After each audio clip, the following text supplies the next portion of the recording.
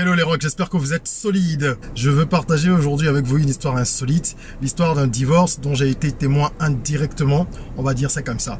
Je vous invite déjà à vous abonner et activer la cloche de notification pour intégrer donc la communauté rock. Ici on parle de tout ce qui permet à chacun de rêver, d'oser, de créer. Donc on parle de leadership, de mindset, de soft skills, d'entrepreneuriat, de business, mais également de faits de société à travers lesquels nous sommes édifiés.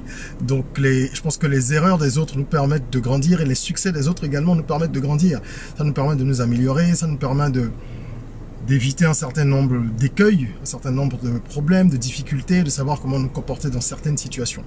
Donc c'est dans cette logique-là que je partage avec vous aujourd'hui cette histoire insolite. Alors, il s'agit d'un couple de Quadra, à peu près, oui, Quadra, le monsieur a 43 ou 44 ans et la femme a à peu près le même âge.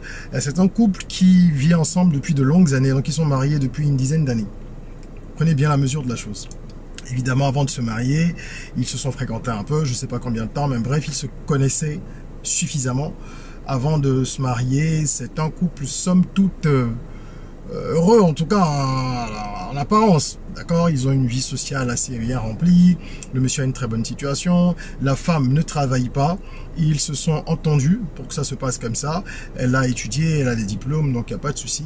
Ce n'est pas qu'elle n'a pas la capacité de faire quoi que ce soit, c'est pas non plus que c'est une femme paresseuse, non, c'est juste qu'ils ont décidé que ce serait comme ça. Et elle s'occupe des enfants, elle a plus de temps, je crois qu'elle a une activité à mi-temps mais qui tourne pas toute l'année. Donc ils ont une organisation assez carrée et ça se passe plutôt bien. Alors ça se passait plutôt bien, jusqu'à ce fameux jour où en fait le mari appelle sa femme un jour. Il appelle, il lui dit chérie, ben, où est-ce que tu es? En fait, en partant le matin, lorsqu'il allait travailler, elle lui a dit qu'elle se sentait pas très bien. Et lui il appelle vers 11h, je crois 11h midi par là. Je vous dirai comment j'ai su, comment j'ai eu écho de cette histoire. Pourquoi je vous dis que je suis un témoin indirect. Donc il l'appelle pour savoir comment elle se porte. Est-ce que ça va mieux? Est-ce que les cachets qu'elle a pris ont un peu dissipé les douleurs et tout ça? Et elle lui dit ça va pas trop bien et tout. Il dit écoute, tu vas aller à l'hôpital. Elle dit non, ça ira. Il dit t'es où? Tu fais quoi exactement? Enfin pas t'es où, mais tu fais quoi? T'es dans le lit, tu te sens mal et tout. Elle dit non. Je sais pas s'il a entendu un bruit particulier ou quoi, mais il lui a dit. Il lui a demandé où est-ce qu'elle était. Elle lui a dit non, qu'elle est dans la maison, dans le jardin ou un truc comme ça, parce qu'il y avait un peu de bruit. Il dit ok. Il raccroche, tranquillement. Le soir, il rentre à la maison. Il n'est pas de très bonne humeur, alors qu'il n'y a pas de problème. Donc elle pense que c'est le boulot, ils échangent et tout. Il lui dit non, ça va, j'ai pas envie d'en parler. Blablabla. Le lendemain, le monsieur met un Zemijan. Alors, le Zemijan, c'est taxi-moto à Cotonou. L'histoire s'est déroulée au Bénin à Cotonou. Donc pour ceux qui ne savent pas, ce sont des taxis-motos. C'est un moyen de déplacement très commun dans ce pays. Donc il demande à un taxi-moto de rester pas loin de chez eux et de suivre les mouvements de sa femme. Dès le lendemain de ce jour-là. Parce que en fait, ce qui s'est passé, c'est que lorsqu'il a appelé un peu avant midi, la veille, pour prendre connaissance de son état, il était dans les parages, il voulait lui faire une surprise. Donc il avait acheté quelque chose qu'elle aime bien, il a amené ça à la maison, elle lui a dit qu'elle y était, et lui, il lui a pas dit qu'il était quasiment à la maison, il voulait lui faire une surprise.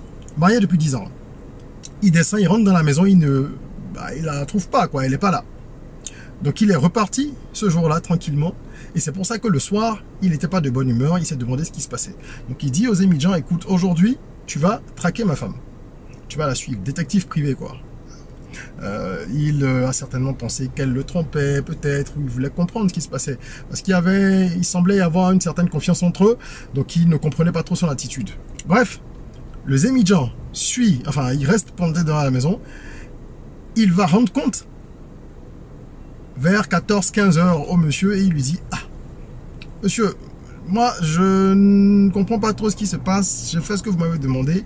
Votre épouse est sortie de chez elle un peu avant midi. Le mari, là, il change. Vous imaginez, essayez de visualiser la scène. Il dit, ah bon, et elle est allée où? Tu l'as suivie? Il dit, oui, je l'ai suivie. Elle s'est rendue au marché. Il dit, au marché? Comment ça se fait qu'elle se soit rendue au marché? Il dit qu'elle est allée au marché, qu'elle est rentrée dans le marché. Il y a un marché qui s'appelle Saint-Michel, qui est à côté d'une église du même nom chez nous, qui est un marché assez connu. Et il a donc suivi, hein, incognito. Elle est allée récupérer des marmites. Des marmites. Ou des casseroles, je sais pas exactement, mais bref. Elle allait retirer des contenants.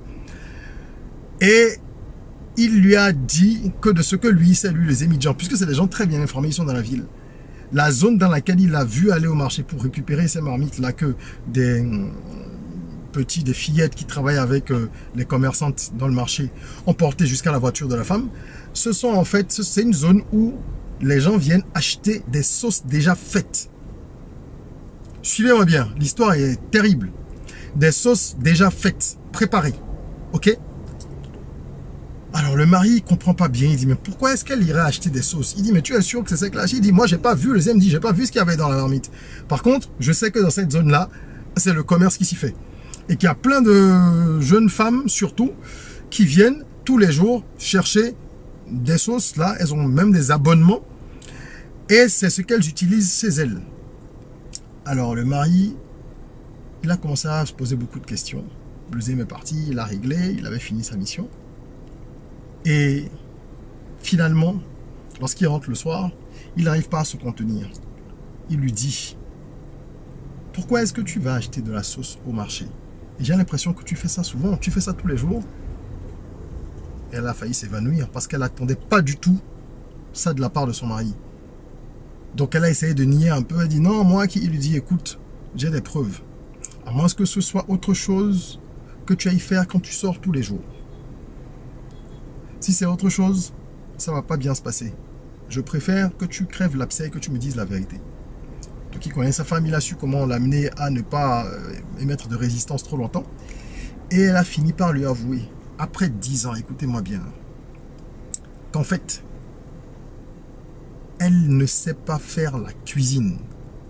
Je vous dis que cette histoire est insolite parce que enfin, c'est hallucinant. On peut se demander comment le monsieur s'en est jamais rendu compte et tout. Il faut comprendre que c'est un monsieur qui, très tôt, après ses études supérieures, a commencé à travailler et a eu des responsabilités très très vite.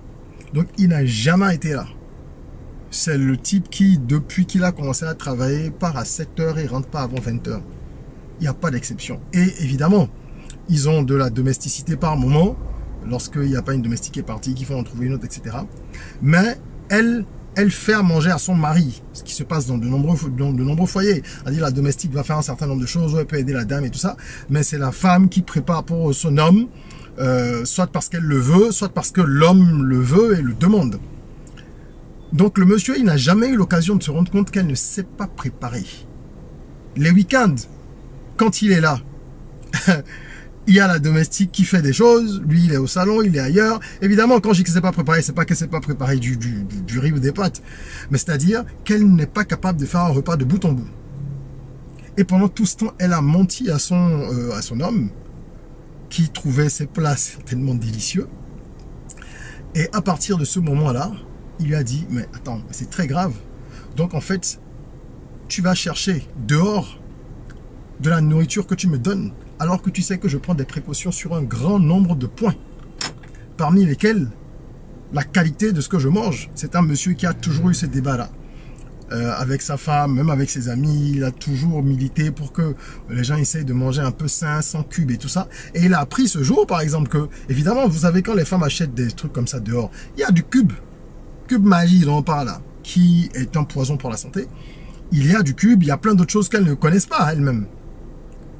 Évidemment, toutes les pratiques qui entourent ce genre de commerce, vous ne pouvez pas les appréhender. Parce qu'une fois que vous tombez dans le filet de ces femmes qui préparent pour vous, elles font tout pour que vous restiez des clientes fidèles. Évidemment, ceux qui savent de quoi je parle comprendront. Donc là, il a appris qu'il y avait ça.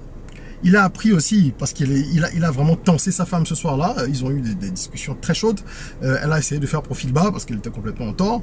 Mais elle a avoué certaines choses. Elle a avoué que même à la maison, ça lui arrivait à elle de rajouter du cube magie. Le monsieur n'a pas toléré, ça une seconde parce qu'il a eu dans sa famille des personnes qui ont eu des complications de santé très graves en raison de la mauvaise alimentation. Et c'est pour ça qu'il est entre autres à cheval sur la qualité de ce qu'on mange, la façon dont il faut préparer, il faut manger, nanana. Donc cet acte qui peut paraître banal est quelque chose de très profond. Le monsieur s'est senti trahi, il s'est senti trompé. Et moi, en fait, je me suis retrouvé avec un ami qui a un ami à lui, lorsqu'il racontait cette histoire. Donc j'étais avec cet ami qu'on a en commun avant que lui il arrive. Et bon, il me connaissait un petit peu de loin, le monsieur en question, donc il n'a pas eu de problème à partager ça. Et lorsqu'il a partagé cette histoire, ça faisait peut-être, un peu d'un mois que ça s'était passé. Il a dit qu'il avait demandé le divorce. Pour lui, c'est un acte de haute trahison. Parce qu'il dit qu'après ça, il s'est rendu compte que, vous savez, il y a des brisures qui sont tellement brutales, des déchirures qui sont tellement vives qu'on ne peut pas envisager la gradation de la douleur et que parfois on peut prendre des décisions très radicales. Il dit que pour lui, en fait, tout ce qu'ils avaient construit, il a eu l'impression que c'était construit sur du mensonge. Parce qu'il n'arrivait plus à croire le moindre mot de sa femme. Et qu'il a commencé, il a dit qu'il a commencé à investiguer en fait d'autres domaines de leur vie. Parce que il s'est dit, si elle est capable de faire le contraire de ce que moi je veux, et de me le cacher pendant autant d'années, de me faire croire que c'est elle qui a préparé, de me dire merci lorsque je lui fais des compliments par rapport à sa cuisine, etc., etc., elle est capable certainement de bien pire. Donc il a investigué à droite, à gauche, avec un certain nombre de moyens à sa disposition, et il s'est rendu compte que son épouse, qui allait devenir son ex-épouse, puisqu'il avait demandé le divorce déjà à ce moment, que son épouse avait un penchant prononcé pour les pratiques traditionnelles d'un point de vue spirituel. Donc elle utilisait également des méthodes endogènes, des recettes endogènes, des pratiques endogènes pour le garder soumis. Les esprits cartésiens vont certainement dire que ah non, mais cet aspect c'est n'importe quoi, blablabla. Je ne discute avec personne de ça, je relate des faits. Ceux qui sont dans la tradition africaine ou qui connaissent un petit peu la tradition africaine savent qu'il y a de nombreuses choses qui sont possibles et que de toute façon ce n'est pas de la magie. Autant on peut guérir une blessure avec 2 feuilles, autant on peut faire du bien, autant on peut faire du mal lorsqu'on a la connaissance, et qu'il y a des gens qui utilisent la connaissance à des fins inavouées et peu nobles. Donc je voulais partager cette histoire avec vous. Pourquoi? Je veux attirer ici l'attention des couples en général, jeunes ou moins jeunes. Le mensonge peut détruire ce que vous avez mis des années à construire. Il n'y a pas de petits mensonges. Il n'y a pas de petits secrets. Le mensonge peut détruire des choses que vous avez passé de longues années, voire des décennies à construire. Et un seul mensonge suffit. C'est comme un château de cartes. Petit coup de vent, bam, et tout s'effondre. On dira non, mais s'ils s'aiment vraiment, ils vont... Non. S'ils s'aiment vraiment, ils ne peuvent pas se mentir aussi longtemps. Quelqu'un qui aime l'autre, que ce soit l'homme ou la femme, hein, c'est dans les deux cas. Je ne suis pas ici en train de fusiller la gente féminine. Il y a d'autres histoires dont je parle parfois quand je les apprends et qui mettent des hommes en difficulté dans mon analyse.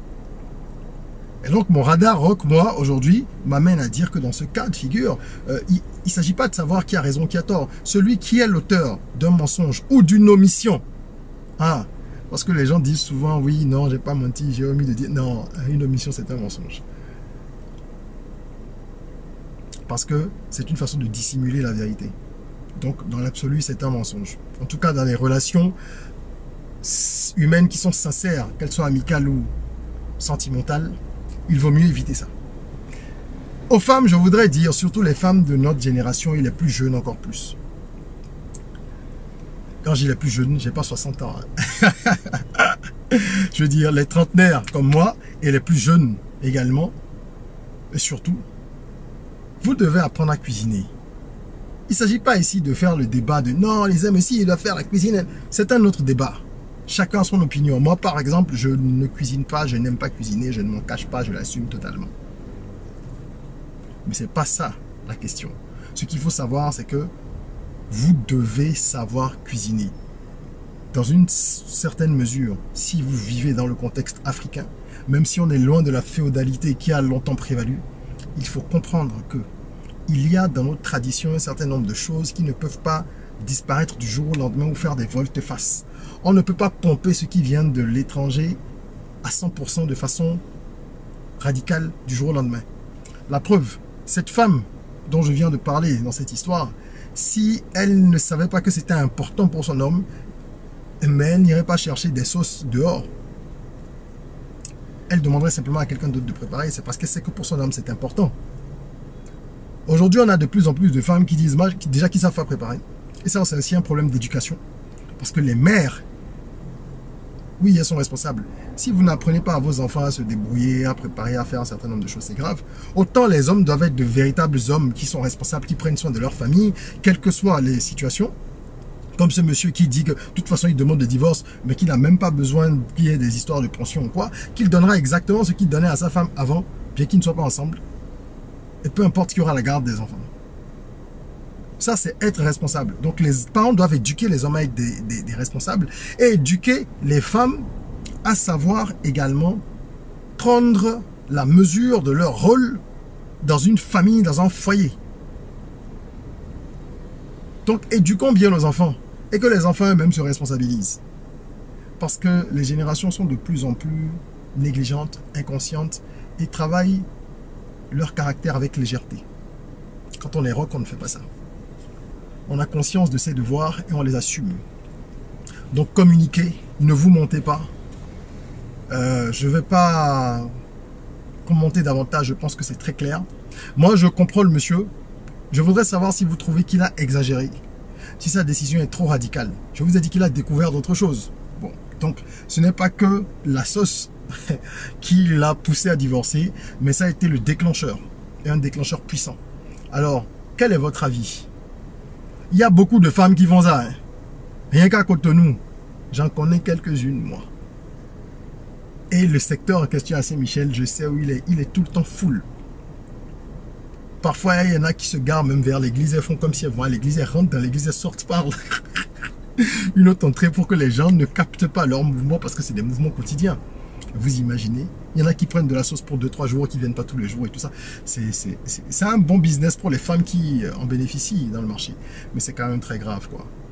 Si vous le faites, il faut que ce soit avec l'accord de votre partenaire et que ce soit su. Ok? Donc dites-moi en commentaire ce que vous pensez de cette histoire, de la réaction du monsieur, de l'attitude de la femme, etc. Et partagez, ça peut aider des gens à arrêter le mensonge, sortir du mensonge à temps ou l'éviter, ça peut édifier plus d'un et ça crée le débat. C'est important qu'on ait ce genre d'échange dans notre communauté. Voilà, je vous invite à vous abonner, hein. Encore une fois, n'oubliez pas, abonnez-vous, mettez-nous un like, ça nous encourage à continuer à diffuser du contenu propulsif. Et en attendant qu'on se retrouve pour une nouvelle vidéo, prenez soin de vous, de votre corps, mais aussi et surtout de votre esprit, de votre mental. Rêvons, osons, créons, soyons rock.